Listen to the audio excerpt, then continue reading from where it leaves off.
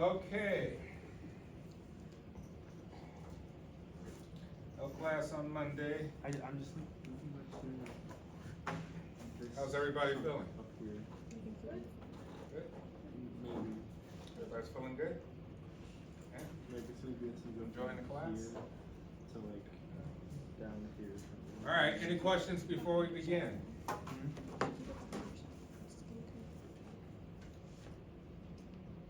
Everybody seems like they're in a really chill mood today. What's going on? Something I don't know.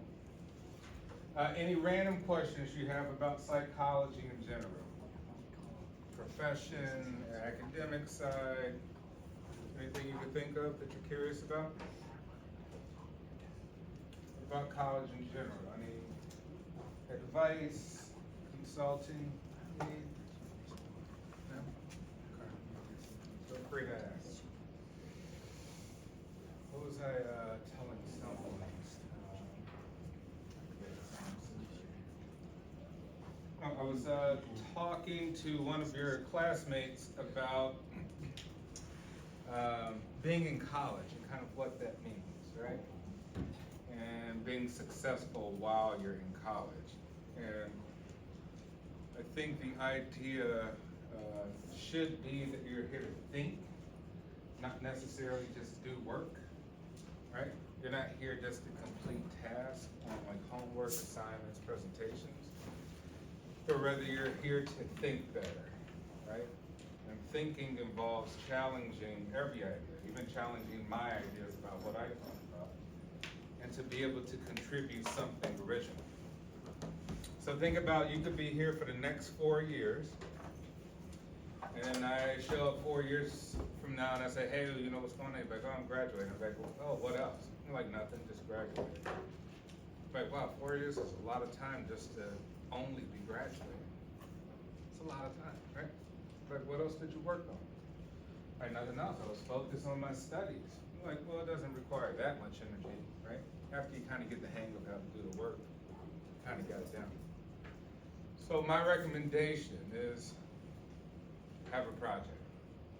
Yeah, you go to classes and stuff, but what else are you working on? Like an actual project, a plan B, plan C, a plan D. Like what is this all you're banking on? Like if this fails, like there's no other plan beyond that? Who here has a plan B? If Dominican doesn't work out, if college doesn't work out, you're banking on something else. But what is that plan B? What is your plan B? My mom said that I could work as like a little internship at the hospital that she works at. Okay, that's something, right? Possible internship at the hospital with mom. Who else? Anybody got a plan B? Or you putting all your eggs in one basket? But I think we're learning psychology partially, like how do we think better? Are you questioning your own judgments, your own thoughts, right? Or are you just kind of going with the flow? We're going to talk about today about conformity. Like, are you just conforming to what everybody told you you should do, how it's done, when you should do it, why you should do it? Do you got any real thoughts on the topic, on the subject matter, on life, right? And think about it. Someone say, hey, you don't have the experience, you're like, that's a lie. You've lived. Life itself is an experience. Who is somebody to tell you about life when you've already lived a lot of it, right? Your experience is your own. You can't live the life of others. Theirs is others, right? So the point is to challenge the way you think. Are you thinking the best you could think? You could write 3 books published by the time you graduate. You could be an author 3 times over in 4 years. You're like, that's a long time. You write a book a year. By the time you graduate, you're like, oh, I'm a published author, 3 novels, science fiction, whatever kind of book you want. Right? To start an app, multi-billion dollars with a group of people and present it to the bank and now they give you 30 million, 50 million for it. Anybody, yeah, I got a degree, but also I'm not going to school anymore. I got the money. The point is to think differently, right? Than everybody else, because everybody else kind of doing the same stuff.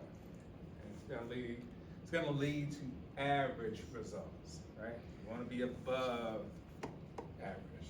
Remember I tell you when I was here in the MBA program, I did my MBA here, but I did my PhD somewhere else. But in the MBA program, I made $30,000 off selling textbooks to everybody.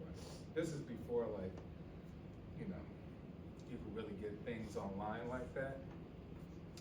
But you would be like, well, that's kind of unethical, right? Like, how did you get access to these ebooks and stuff? Like, yeah, don't worry about it, right? I made it happen. But the point was, we was in business school. Business school, you're supposed to be a shark, right? So yeah, my professors could have questioned my ethics, but they couldn't question if I could operate a business or be business savvy. Get my point? So the point is to think differently. Challenge this stuff. Challenge everything in class, right? Don't. It's not high school where just you need memory to memorize a concept. That does nobody good. It doesn't do you good. Who cares about the concept if you can't apply it to real life? So try to think better and challenge everything and apply this stuff to real life. All right. What was the point of all that? Well, we're gonna talk about social psychology more. How you're influenced by all these social forces, right? How when you walk into this room, you're a different person than when you walk out, right? As soon as you leave this room, you're acting completely different. As soon as you meet up with your friends, you're talking differently. As soon as you go home, you're a different person. And the question is why? Like, does an environment make you act differently? Or is it just you? Are we all wearing a mask? Are we all playing a role? And this is nothing more than a game, right? All right, so where do we leave off? Okay, we talked about this attitudes affect actions, or the actions affect attitudes, right? So when you have a mindset, a certain attitude about something, does that dictate you trying to manifest being that thing, right? So we talked about being the student.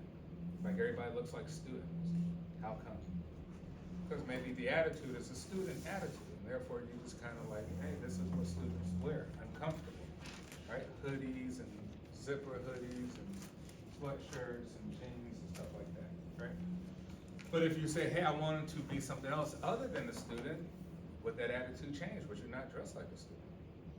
Or would you start just wearing suits to school or something like that? If that was your goal, if you're like, hey, you might go over to the business program and it might be freshmen over there wearing suits and button-ups and ties every day.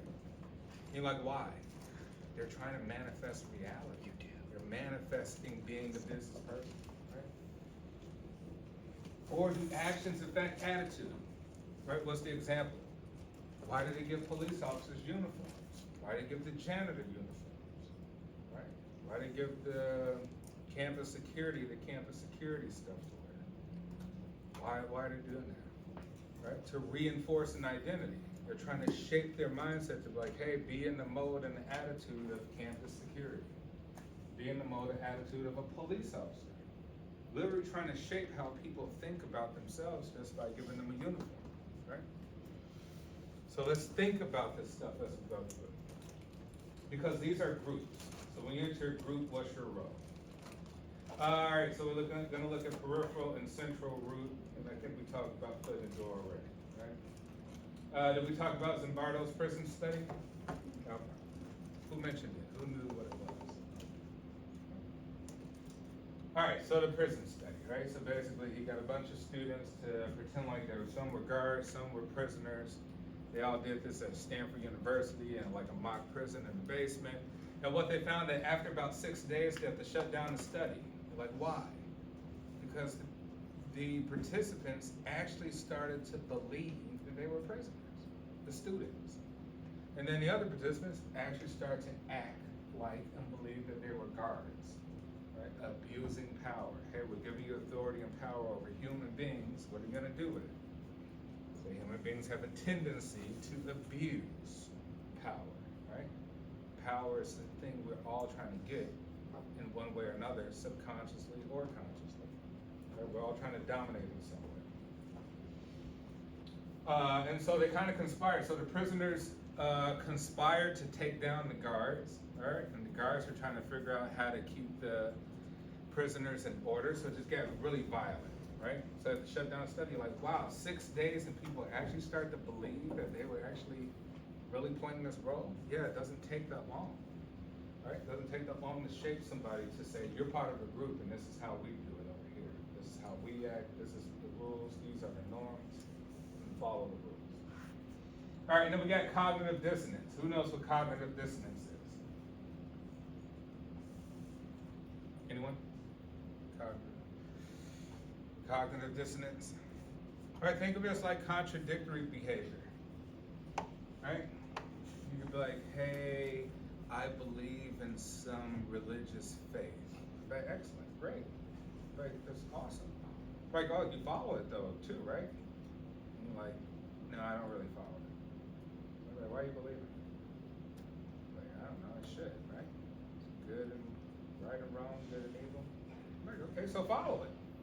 Are you not doing the stuff? Are you not killing people, cheating, lying, stealing, being promiscuous, you know, getting their head, being bad? Like, you're like, no, I am. Then what's the point? Right? So we say, hey, the beliefs don't match the actions. In your mind, you have some stuff in there, you believe it, for whatever reason, but your actions are completely different. Right? There's a disconnect, right? A dissonance. Your thoughts are distant from your actual actions. So that's sort of attitudes follow behavior principle, but people can act themselves into a way of thinking as easily as they could think of themselves acting in a certain way.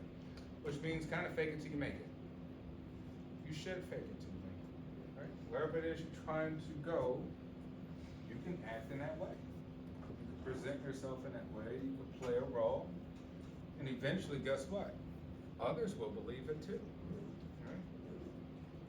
And that'll reinforce your behavior to actually move a little bit closer to becoming that thing, manifesting the reality that you want. All right, social influences, rules for expected and acceptable behavior, influence, power of norms. Right? No one in this class is screaming at the top of their lungs every 5 minutes. We would say that's unacceptable, right? It's not what we do in the classroom. Right? So you all kind of know how to act, right? You've been in classrooms before, so you've accepted the norms of classroom behavior. Cultural influences, behaviors, ideas, attitudes, values, traditions, right? Transmitted from one generation to the next. Maybe you have a Thanksgiving tradition that you do, handed down from mom and grandma, grandpa, dad, whoever, and you're like, well, why is that important? Because the group says so. We've been doing it for a long time. It's important because it was passed on from generation to generation. We share the same values. We share the same traditions. We share the same ideas. We behave the same. It may be same attitudes.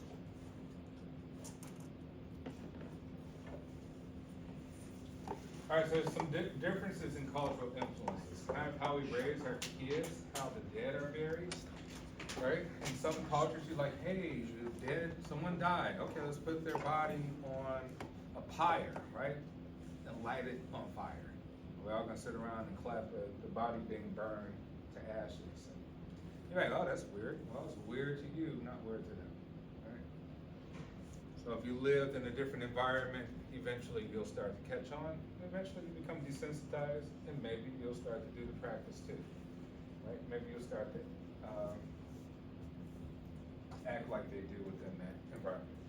So we're easily responsive to and reactive to our environment. It only takes amount of time. Eventually we conform, because conforming is survival.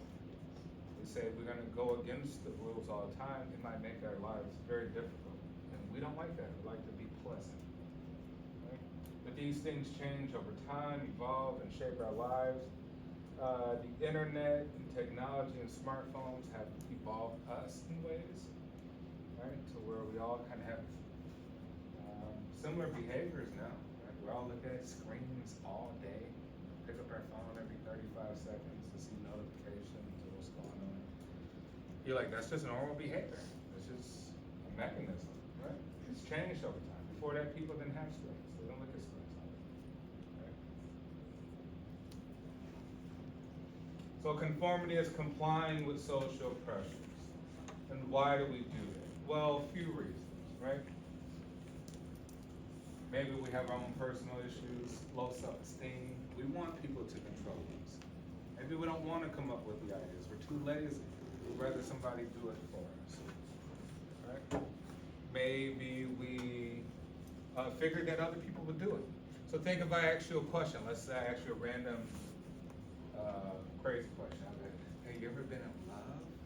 So, how was it? And then the first thing popped in your mind, like, I'm not answering that. Why? Because somebody else is gonna answer it. Right? We expect others to do it, and we're like, no, I'm not gonna answer it. Why? Because somebody else is gonna answer it. So I'll just hide. Right? Or we'll say, I don't wanna answer that because others might think that I'm weird. And I'll feel weird. I don't want people looking at me, thinking I'm weird, right? So we say that there is always an influence when other people are involved. We always gotta feel a way about how we're gonna change what we would normally do. Now, if I ask you that one-on-one, you might talk to me for 30 minutes straight, tell me about some relationship you get, right? And you'll be all like free about it, but when others are around, you change. It's like, no, I don't feel comfortable, right? All right, types of conformity. So we say suggestibility. Think when you go on social media and you get a little pop-up ad, right? And a suggestion based on the algorithms from your previous searches and things you liked and shared, all that. So they want to suggest that you do something, right? Or maybe even suggest some sort of ideas. Maybe it's like news, media stuff. So they want to suggest you to be more conservative, more liberal. They're suggesting, like, why is this stuff popping up on my feed? Well, they're looking at stuff that was a little bit liberal. Now you're gonna get a bunch of liberal stuff to suggest that you should sort of conform to that idea, right? Then we got mood contagion, natural mimicry, right? Which means that misery kind of loves company, right? Someone calls you in a bad mood, they're gonna try to transfer their bad mood to you, and now you're in a bad mood, and you try to transfer that to others, right? It's kind of contagious. Someone's very in a good mood, they might call you and change your mood and make you happy, you know? Good mood, they might call, make some jokes, and now you feel good and you wanna make others feel good too. So we sort of mimic the behavior of others, or even the mood, we mimic their mood. Enable ability to empathize, right? So we watch movies and we cry at the movies, and that's TV shows. Why, right? Because we say, well, this involves some other people, right? And maybe we're actually watching it with other people too. And it all sorts of make us, influence us to feel some sort of empathy. Even though we know it's fake, it's a movie, it's a TV show,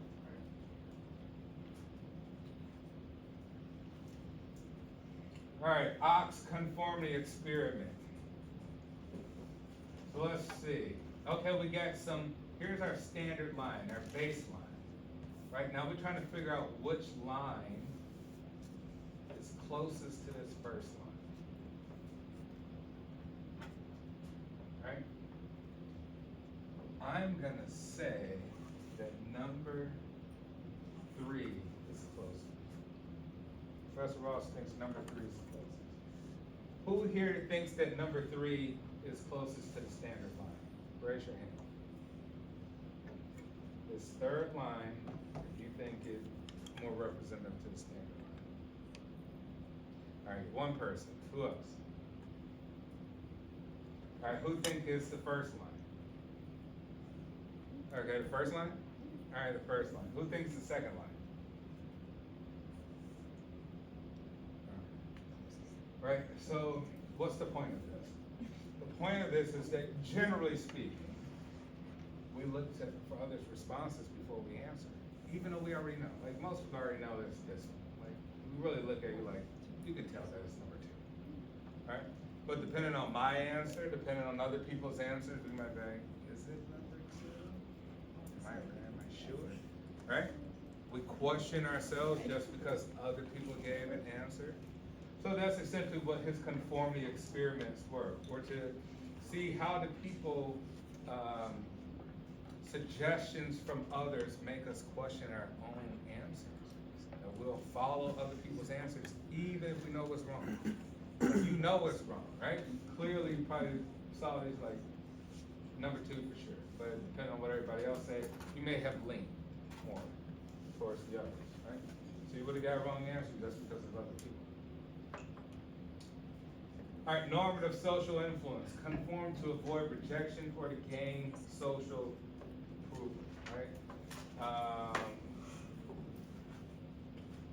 So let's have an example for that. Conform to avoid rejection or gain social approval. So if we want to join a certain group of individuals, say it's a group of friends, and they're like, hey, like, why do you dress like that, right? And like, what do you mean, why I dress like that? Right? And they scorn you for it. You think you might come back the next time trying to look a little bit more similar to them? It's like, man, that looks lame or something, right? We don't like that, right? We have a tendency to not want to be rejected from others and try to please the group more so than please ourselves. So we actually reject our own identity to please others. Think of even like dating, you know, how you start to go against your own source of ideas and values just to please your mate, right? The person you're talking to, how you pick up their bad habits. And you're like, I don't like doing this. And then, why are you doing it? Because I care for them. So just because you care for them, that means you're gonna do stuff you actually don't like doing? Well, maybe, right? And then informational social influence, accept others' opinions about reality, right? So that's a big one. TikTok, right? Facebook, Instagram, wow, that's Snapchat. Right? So we think of the influence that information has on us about reality. Like, we won't even go check the source anymore. We won't check if it's real, if it's fake. If enough people say it's true, we're just gonna go with that, right? And really, you find out later, like, it was completely wrong, completely false. And why did you accept it? Because a lot of people told me it was true, right? So is conformity good or bad? What's the good part of conformity? What's good about conforming?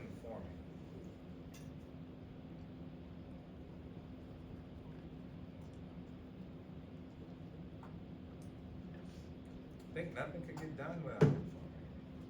If we all can't agree on something, how will we ever get anything done, right? How would you do presentations within your group if everybody disagrees, right? Nothing to happen. So it's good, in a sense. It's bad because, like we said, what if the group outweighs your own independent thought? And now the group wants you to say, hey, we're a gang now. And in this gang, we gotta go rob, kill, and steal. But we love you, right? We love you. You're like family to us. You're like, really, you love me? Yeah. But can you go do this stuff for us? I don't really feel like it's right. For sure I'll do it because the group loves me. That type of psychology can outweigh and override, which causes people to join all sorts of cults. Like, wow, how did you get that far out joining that cult? Like the group, they shape my behavior. They made me believe it, right? How did you become a Nazi and participate in murdering people and participate in the genocide? Well, you say, well, I was afraid of the group. The group would hurt me had I not did it. Like, oh, but what about your own values and principles? Like, I don't want to be hurt. Oh, so we determine human beings want to, once again, feel pleasant, not and get away from pain. And they'll do anything at all costs to do so. Even participate in genocide, right? And then when it's all said and done, they'll come back and be remorseful. I'm sorry. All right, conformity is more likely when people are made to feel incompetent. So you're more likely to conform if you already got low self-esteem, right? You're more likely to conform if you're more naive. You believe everything. Everything everybody tells you, you believe, right? Or you're insecure, you're not certain about yourself. Therefore, maybe others are more certain about you than yourself, right? You don't feel that you have self-worth. That can be a bad thing. That can make you conform to a higher group. Or you're in a group with at least 3 people, especially a group in which everyone else disagrees, right? So 3 or more people usually is the threshold where you can really see things take shape and everybody starts to act the same, do the same, walk the same, talk the same, dress the same, all sorts of things. Or if you admire the group's status and attractiveness, let's say the group has a ton of power, what are you willing to do? Hey, what are you willing to do, congressman, congresswoman? Are you willing to lie every day to the public? Sure. Because to be a congressman, congresswoman, it's very powerful. You're attracted to that group. You'll just lie out your teeth.